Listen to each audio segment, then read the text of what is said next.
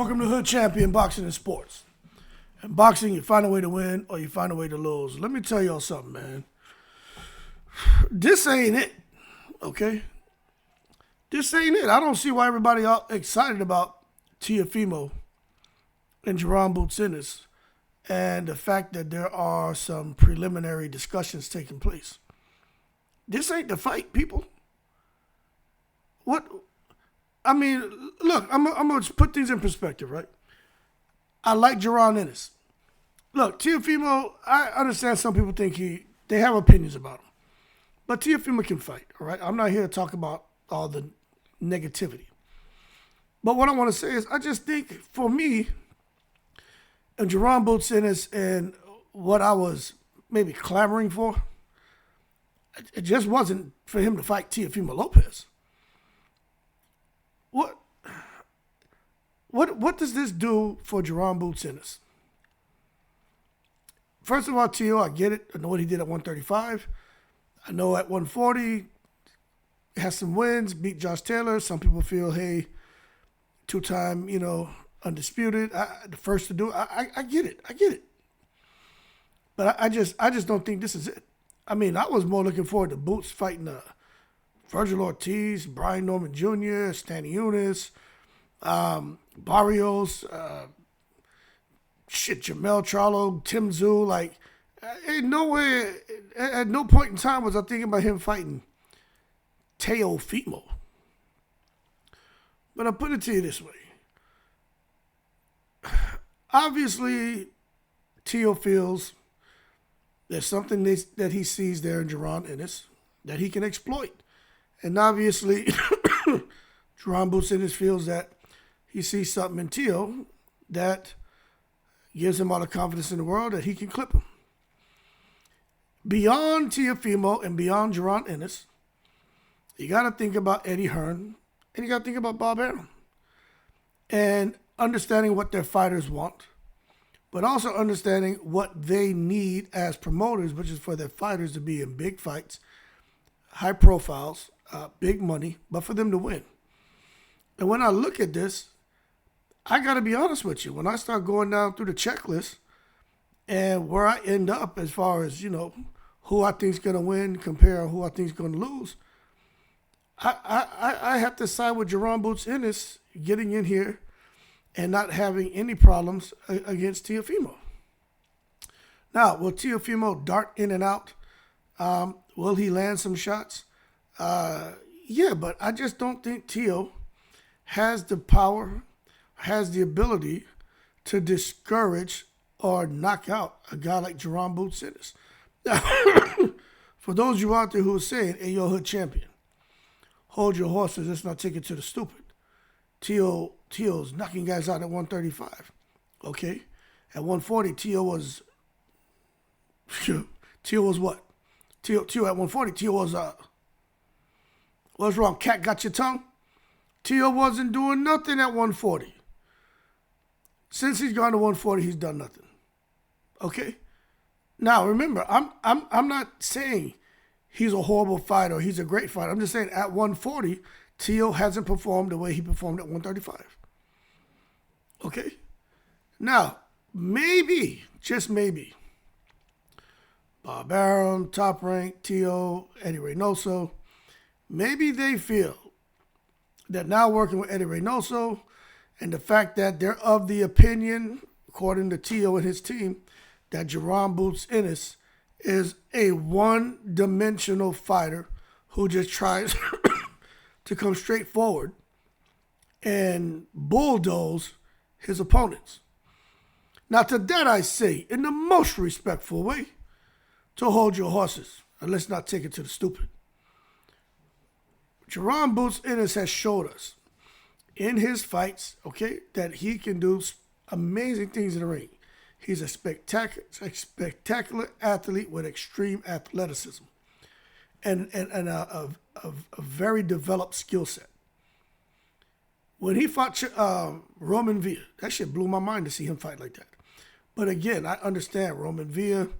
You look at how in his next fight, first round, he didn't even get through it, right? You look at Boots when he fought Evanesian, when he fought Chikadzian. he chose to just step to those guys, and he really wasn't worried about being hit. I gotta ask this question: is Teofimo gonna hold his position to try to get the leverage he needs on shots to put a dent in Bout's chin? Because if he can't, Teofimo Lopez's ass is in trouble.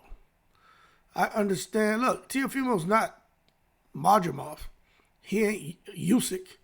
He's not Lomachenko. Shit, he can't even do what Liam Paro did this past weekend against Hutchins. The first 3 rounds with that up and down herky-jerky movement. Okay, so I think Teo may try to box him. He's going to move around. I just don't see Teofimo Lopez being able to overcome the size, the power, and the will to win of a guy like Jaron Boots Ennis. Okay, I just don't see it. And I'm really trying to be fair, because I think Jaron, when he was stepping to Evanescence and Chikadzian, I think he did that because he could. That doesn't make him a one-dimensional fighter. He chose to fight one-dimensional in those fights because of the opponent in front of him. Now, when he fights Teofimo, I think he's going to have a similar approach. You kind of high guard and step to him. I do. I think he's going to step to him, cut the ring off, and look to land his shots, because Teofimo is going to be in there like a little rabbit, bouncing around that ring. And I think Jaron Boots Ennis, it doesn't make sense for him to try to fight tall and long. Like, you got a small man in front of you. Man, get in there and get his ass up out of there. Okay? It's not like he's fighting. I mean, he could do a Earl Spence against Mikey Garcia type approach and just box him for the 12 rounds, because people said Earl Spence couldn't outbox him. So Earl Spence outboxed him and made him look crazy. I mean, Jaron Boots Ennis may get in there and decide to just outbox him and make him look crazy, since Teofimo seems to think that Jaron Boots Ennis can't match him as far as, boxing skill for boxing skill, that he feels he's the better boxer. He may get in there and just outbox him. But the bottom line is, Jaron wins, but I just don't think this is it. He gets a big name on his record. His profile grows. Eddie Hearn's going to talk it up and make us feel like Jaron Boots Ennis just beat Jesus ass. You know what I'm saying? I'm not talking about Jesus from Guadalajara, Jalisco, Mexico. I'm talking Jesus.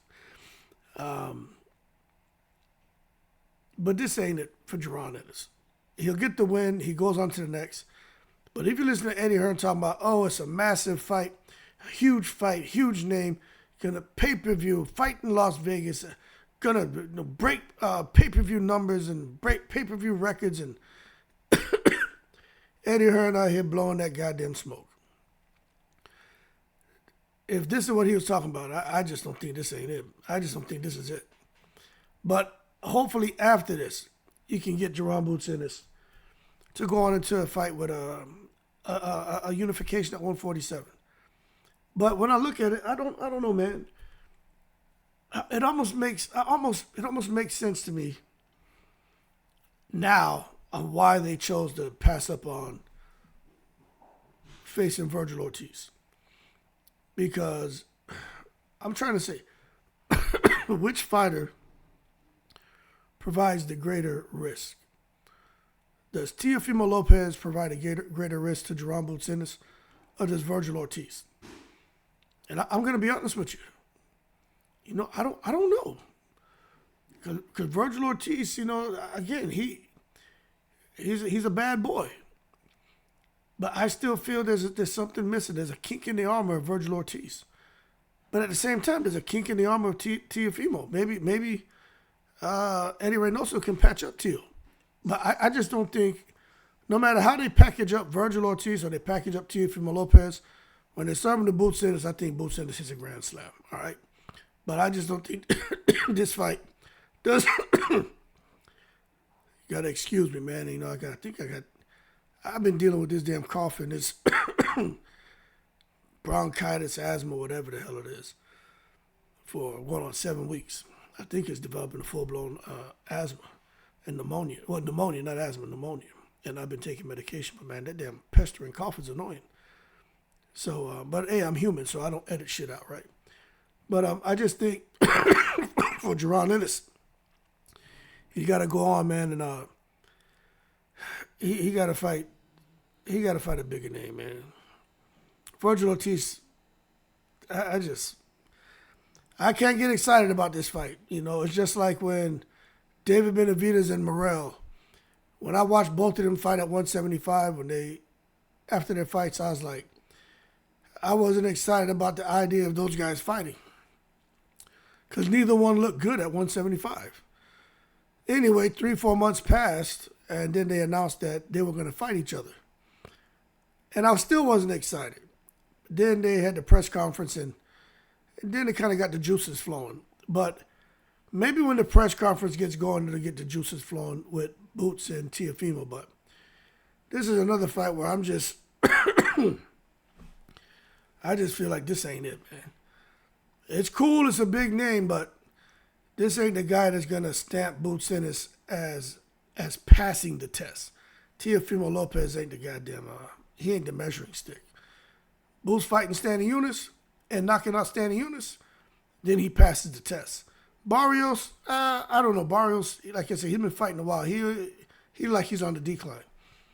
Brian Norman Jr., he's still trying to establish himself, although he's a champion. I think Mean Machine is the fight for Jaron Ennis. For me, at least for me. If he can get in there and clip Mean Machine, I'll say Jaron Ennis passed the test. But these other names, I just don't know, man. But anyway, glad to see that there's some kind of activity bubbling up over there with Jaron. Also for Teofimo, get to see how Teofimo and his team work together, man. That's going to be very interesting. Very interesting. So it makes for a very intriguing fight. But I just don't see any way Teofimo beats Jaron Boots Ennis. I just don't see it. Anyway, y'all keep cool. I'm in the breeze.